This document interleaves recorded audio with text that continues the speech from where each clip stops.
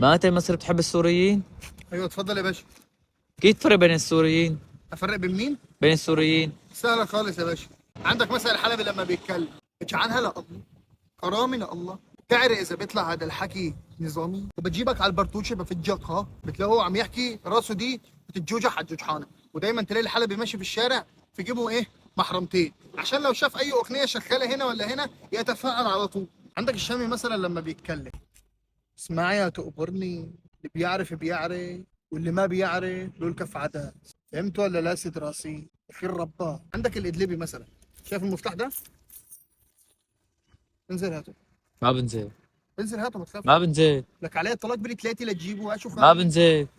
انزين. عندك الحمويه لما بيحكوا شبك يا سما شبك يا زلمه لك شبك يا الله حلاوه تجيب الحمويه على يد جيره حمويه تقوم تعال عندنا عوره تعال. عندك مثلا اهل اللدقيه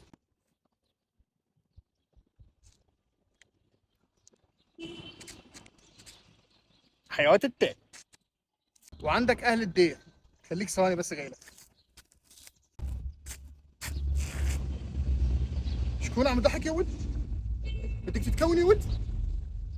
ضحك بجهه غادي باب. ناوشني اللي كلاش الديري بعطيك يا ولد. ايش بيجي؟